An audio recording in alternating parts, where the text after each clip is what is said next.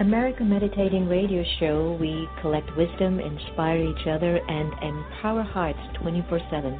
Hi, I'm Sister Jenna. Join me and guest on Blog Talk Radio as we amplify stories that compel us to be more for ourselves and everyone else around us.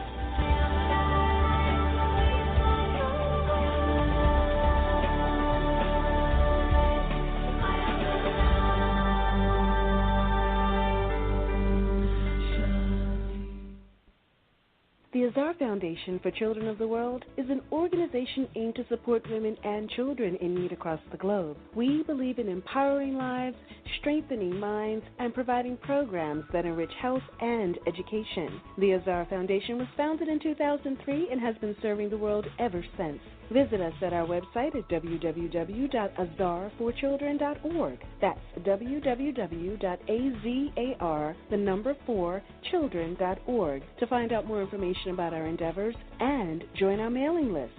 Remember, the smile and the cry of a child doesn't have any language. The Azar Foundation. Do you like to meditate? Have you tried to meditate? Have you struggled with meditation? Why don't you visit one of the Brahma Kumaris Meditation Center? Visit brahmakumaris.org. Blaylock Dialysis Center is a convenient state-of-the-art dialysis center in the Houston area, run by Dr. Panakin Patel. Relax in a comfortable environment while receiving quality care. Serving adults 18 to geriatrics, we are here to help you.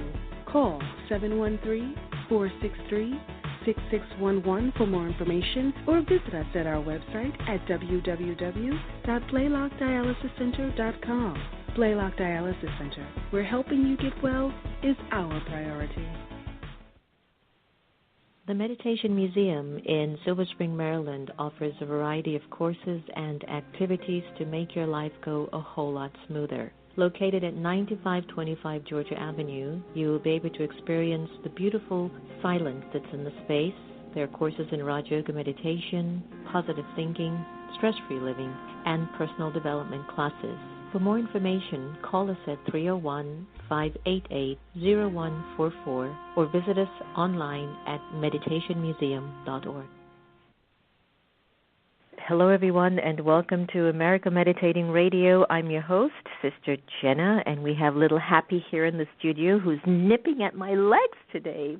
Bad girl. Anyway, I hope everyone's doing extremely well today. And yes, you know, you're hearing the language that in a divided world, we need to enjoy a deeper level of conversation. We need to amplify the spirit of inclusivity, understanding, and cooperation, don't you think? We had quite an interesting week in America where the GOPs wanted to gut the ethics committee, and thank destiny that somehow that's on pause or that's on hold, and so we're basically trying to find our way. You know, it's a beautiful time in our country, I believe. I think it's a beautiful time when we, as whatever, blue or red, black or white, rich or poor, we're all being initiated an opportunity to go deeper and to come up higher. Go deeper, come up higher. Go deeper, come up higher. And so with that said, we are looking at ourselves in ways that we haven't before.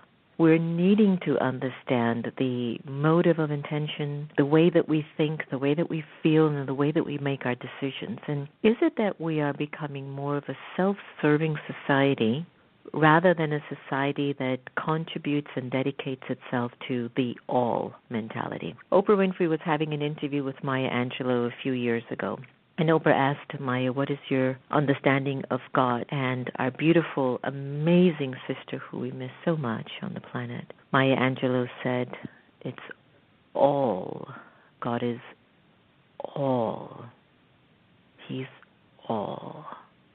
And if we were to have that energy of allness, right, and I'm saying that in connection to the divine, can you imagine if we walked with that spirit of being all for ourselves and for one another, what that could do? Stay tuned. We're going to have a wonderful heart-to-heart conversation with Tim Freke, all the way from the United Kingdom, and we're going to be talking about the deep awake and how to wake up the oneness and celebrate our own individuality. Before I get Tim on the air, why don't we just clear our minds out a little bit more from Sister Gente's Just a Minute meditation CD. Take a deep breath, and here is a clear mind.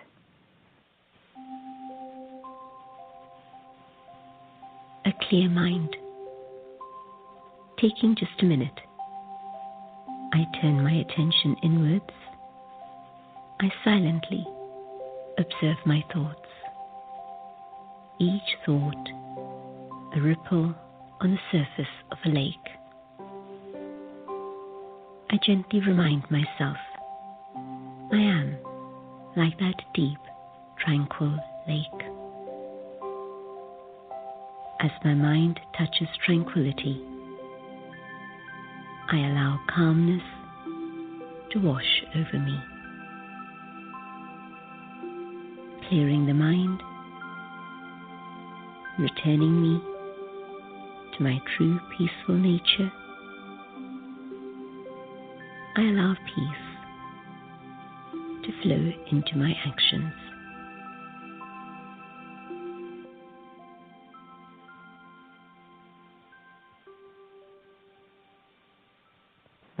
Thank you, Sister Gente. That was beautiful. Clear Mind from Just a Minute Meditation CD. You're listening to America Meditating Radio. We're broadcasting from the beautiful Meditation Museum in the nation's capital. And if you haven't been here yet, you have no idea what you're missing. You're missing an opportunity to see yourself like you never have before. And you're also missing an opportunity to get into a very deep moment of silence. But today we are very pleased to join Tim Freke, all the way from Glastonbury in Somerset, England. Tim is a pioneering philosopher and respected authority on ancient and contemporary spirituality, whose work has touched the lives of hundreds of thousands of people worldwide. Tim is the author of more than 30 books, which have been translated into 15 languages, including an international bestseller and Daily Telegraph Book of the Year. Tim's newest book is entitled The Deep Awake, Wake Up to Oneness and Celebrate Your Individuality. Tim represents life-changing events internationally and online, and he has often been featured in the global media, including the BBC and the History Channel. So today we would like to welcome our wonderful brother from Glastonbury in Somerset, England. Top of the morning. Good morning to you. Good morning to you. We're afternoon here, of course, so I can good afternoon you. Yeah, it doesn't matter where you are in the world. It's going to be morning at some point, right? Isn't that the truth? Isn't that a wonderful paradox?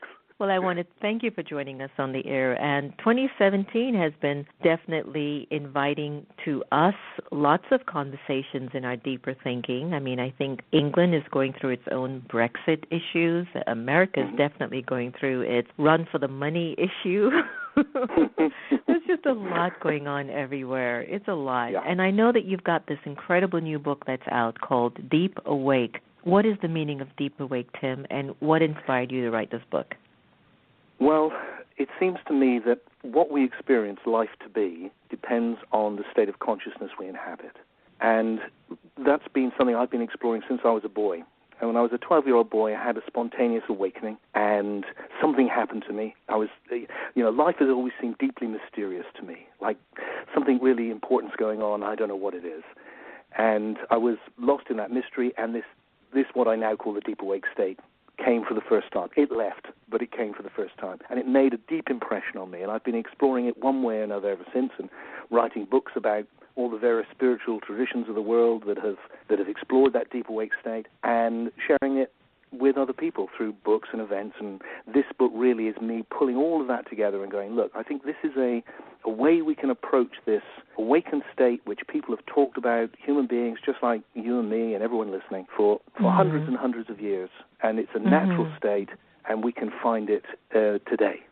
I have to tell you, post-election in America had a lot of individuals galvanizing themselves in communities of spirit, in religious places. There's been just quite an awakening of people feeling like there's got to be something better from us as a humanity. And I believe it's definitely a spiritual awakening that's happening. As the darkness keeps increasing, our own inner light has to also increase, because darkness is not a natural energy. It is an acquired energy. So, we hear a great deal of talk about awakening, and some folks in the secular community struggle with us trying to decode that to them. What is awakening to you, and do we need a 21st century approach to awakening? Yeah, to me, look, this is a natural state. I'm a philosopher, as well as someone who's passionate about awakening and really a love junkie, I guess, if I'm honest. It's about the love that arises in the deep awake state that makes me want to share it. Mm-hmm. But I want to share it in a way which does hold up rationally, which people can understand, which people, as you say, in the secular community or any community, the scientific community I talk to a lot, can really grasp what this is and experience it for themselves. Because as I'm sure you know, and many people listening to this know, once you've touched that deep awake, as I call it, or whatever name you give it, you can't miss it. It's not maybe. It's, oh my God, this is the most profound experience I've ever had, and suddenly I've seen life in this whole new way. And there's a profound optimism that underneath all of the negativity, which is always there in life, there is a profound goodness which is in us and which we can channel through love into the world. I was having a conversation around breakfast today with a group of friends, and my question to them was, why does it seem so challenging to be in an embodied loving state over a long period of time, where religious or some spiritual communities might say, why is it so hard to keep remembering God so that your divinity can flow? And you've said that spirituality is not just about self-realization, but it's also about self-expression. Talk a little bit more to us on that. For me, there's the great injunction that goes all the way back to the oracle at Delphi, know yourself. But it feels like today it's not enough. It's also know yourself and show yourself. When you wake up to that profound oneness and the love demands to be shared, which means, to me, it's no longer appropriate for most people. It may be for some, but for generally, and we need a spirituality which is about engagement, so that we're waking up to these profound states, and from that we're living. And we're sharing, and we're bringing it to others, our world, and right down. You mentioned politics a few times in this conversation, which I think is really important, and is too rarely done in spiritual circles. The book I'm working on right now is called "Love is a Political Act," because it feels like this is the engagement we need to face what's happening in the world. And can I just add one other thing, because I feel, for me personally, in the work that I'm doing, my philosophy, I see what is happening in our, not just spiritually, not just culturally, the whole of the universe is evolving. And that's the great lesson that we've learned from science. We have this incredible story now of 13.8 billion years of evolution leading to you and I as conscious being having this amazing conversation across continents. And it seems to me that why it's so difficult to stay awake in a loving place, why the darkness, as you put it, rises up again, is because that's where we've come from. To evolve, you're always moving beyond something which is less evolved, less emergent. So it's hard for us because if we're on the cutting edge of what's coming through right now, it will always be a challenge. But where else would you want to be? And, of course, there will always be waves up and down, as in any process. So there's moments where it seems it's on the ascendancy and others where not. But as you said, when it's not on the ascendancy, it's still happening. But it's a challenge. It is a challenge because it's evolving from something else. I've written a lot of books on history. And one of the things is an historian, you just see how bad things were. Really hard. And we've come so far. That's true. I agree with that. And a lot of times I have conversations about the pyramids, which we can still see from far up in space, and people are still perplexed as to how it got built. And I would, go back to this conversation that there was a lot of inner power in us back in those days. So where it all seemed barbaric and very uncivilized, there was still, what I think, an element of deep inner strength. So here we are. Science has really upped us. They've upped our game. We are now more refined in the way that the world is supposed to be functioning, emotionally and physically. So we've got all of these incredible inventions thanks to science. But I keep going back to, though, are we as internally strong as we were back in the days when we could have a tooth pulled out and just go, ouch? Or we remember the days when you were given a shot of whiskey and you had to bite a cloth when they were going to operate on you? Now you have anesthesia, you're stroked, you're massaged, you're in a very comfortable... Yes, you're right, but I want to say, as it feels to me, look, of course you're right. We're much softer now. But you know what? With that hardness that was there in history came a brutality. People died young, children died.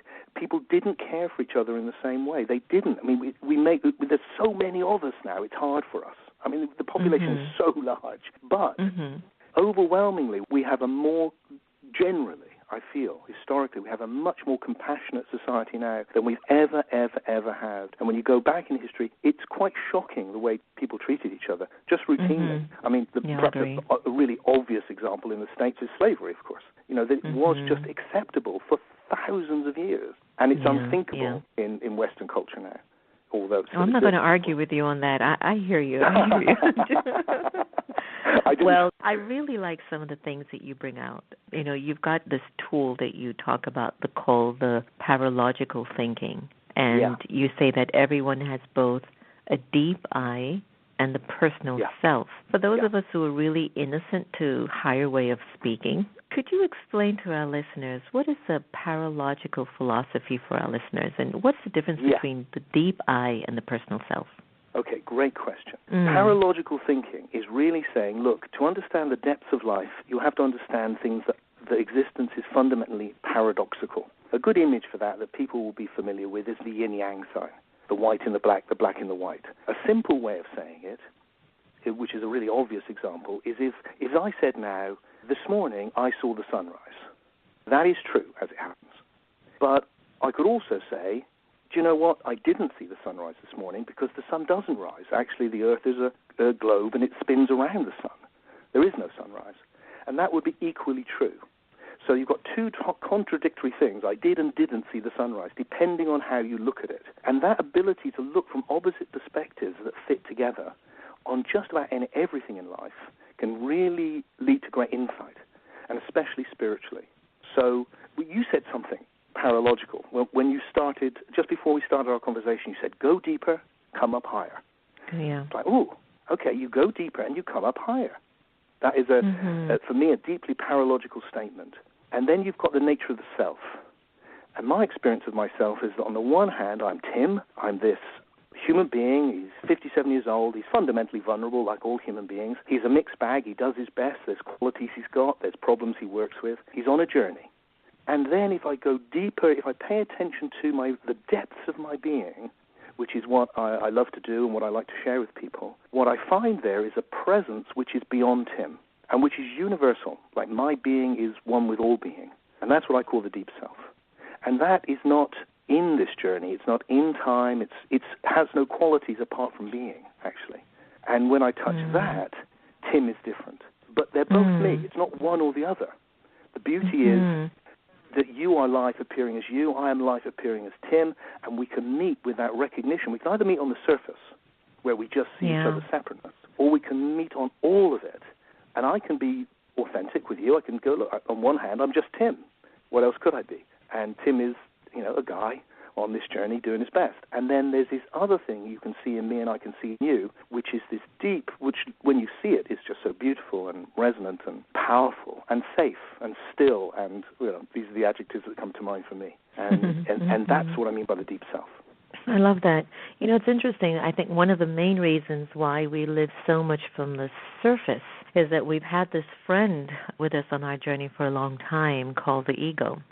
And I know we talk a lot about that, and I know a particular young man who is actually with me in my staff, and he's the most humblest young man you'll ever meet. And as a result of his humility, you could see his virtues. But as a result of his virtues, everybody loves him. And despite the fact that he messes everything up, he breaks everything, he forgets everything, every time there's a major event happening, you could definitely expect something major is going to happen. And time again, everyone in the staff still goes just to him. And I sit with them, and I go, why do you think we do that? And there are so many other qualified individuals that you can turn to get this particular task done. And everybody will say, it's just easy to get along with him. Yet he messes up all the time. So there's something about the human ego that challenges us in so many ways. And I think healthy ego is somebody with a great deal of humility, but unhealthy ego is the one that separates people, divides people. Yes. So I know that in your book you say that ego is the hero, not the villain of the spiritual journey. Yes. Can you share a little bit more about this for us? Yes, one of the great things that paralogical thinking can do is it helps you get insight into these sort of issues. So on the one hand, certainly when I was growing up in my 20s and my 30s, I was involved with a lot of very Eastern spiritual traditions, and, I learned my ego is a bad thing, my separate self is a bad thing, I have to get rid of it, I have to see that it doesn't exist, and on and on. My mind is a bad thing. There were things in me which were just bad. Uh-huh. I worked with that for some years and eventually ended up feeling like it wasn't really helping. Because what I see now is it's not about getting rid of anything. It's having the opposite as well. So if I'm just trapped in Tim, if that's all I see, I will become egotistical. It'll all be about Tim, and I will cause suffering for myself and everyone around me, which is what people who are just trapped in their separate individuality do. And it's not very nice. But the solution isn't to get rid of Tim or get rid of my individuality. It's to have what you call a healthy ego. What does that mean? I think it means you're conscious also of the opposite. So whilst I am Tim and I have these different qualities and foibles and things that make me up, that I'm working with on my journey, I'm conscious of this other part, which is one with everything, and which generates this humility, this love, this presence, and then Tim finds his place. So rather than attacking the ego or thinking there's something in me or you or anyone that's wrong, it feels more helpful to go, okay, just find the opposite that goes with this, and then they both sit together really well. And you can be an ego on a journey, the hero actually of the journey, and a separate self, an individual, but without being egotistical, because you're not just stuck in it. You've also got this other thing, which is your depth being, which is generating the humility and love. That's so beautiful, Tim. It does.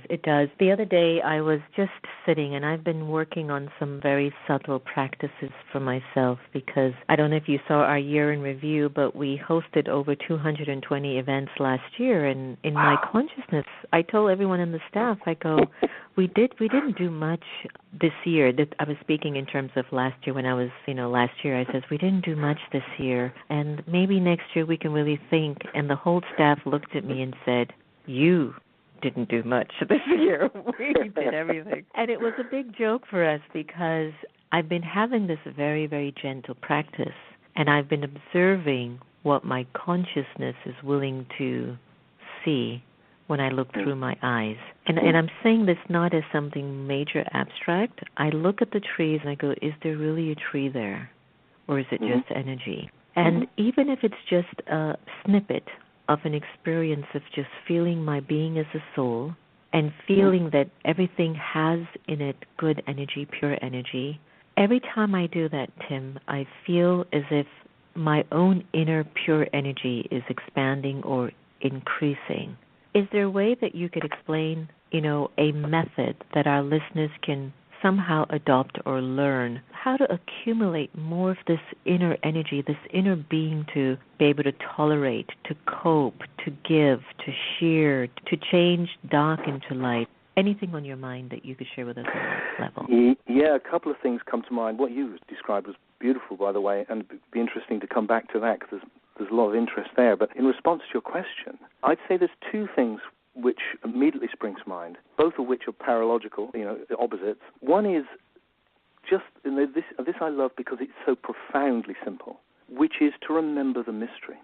The practice I've been doing for a very long time, and I still find it astonishing, and is, even right now as I'm here, just even saying the words, to remember that I have my story. I have the story of Tim and his life and what he understands, and it's quite developed, and I'm a philosopher, so there's a lot to it. And life is a breathtaking mystery. I have no idea what this moment is.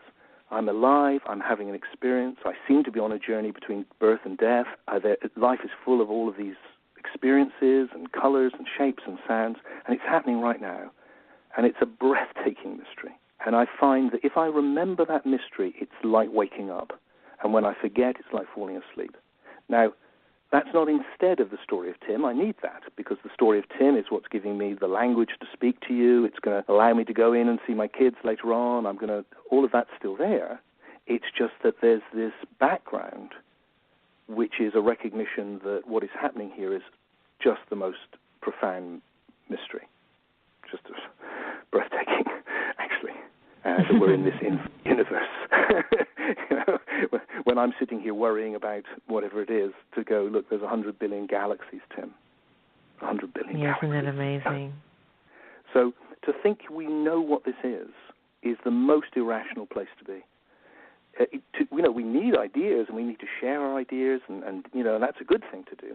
But to be certain, that's a kind of a mental illness, which is why if you look at people in religious circles or in political circles, the people who are absolutely certain are the most dangerous, because they're so far from the truth, because the real truth is mystery.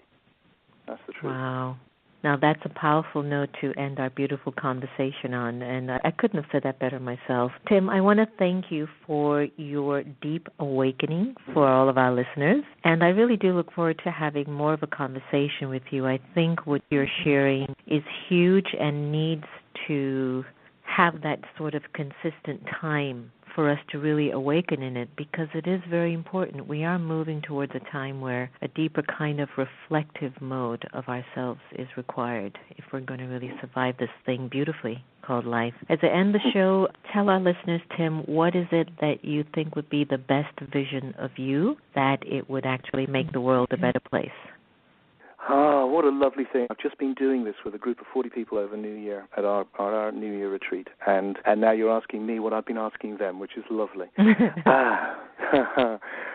Wow. Do you know, when I have a whole new philosophy that I'm just coming through in a new book, there's another new book that's coming out this year, and I have a huge feeling that I need to dedicate myself to that. So one of the things would be to commit again to the work that I'm doing. It feels life is short. I just want to give as much as I possibly can while I'm here. And that ranges right from the work right down to the simplest of things with the people I meet and my family. And so really I think the essence of it for me is to live the life I'm already living with love. Just keep finding that deep love, and to come from that as I live the life that unfolds before me. Oh, that's quite beautiful. And leave us with a website that our listeners can get a hold of your book and information on you.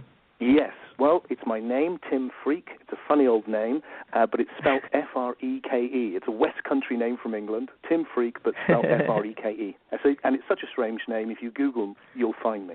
Yeah, I bet you must have gotten teased a lot when you were a little kid. You grow up with a good sense of humor, not taking yourself too seriously, which is a great asset. Oh, that's beautiful. That's beautiful. Tim, thank you so much for joining us all the way from the UK, and wishing you an incredibly beautiful year for 2017.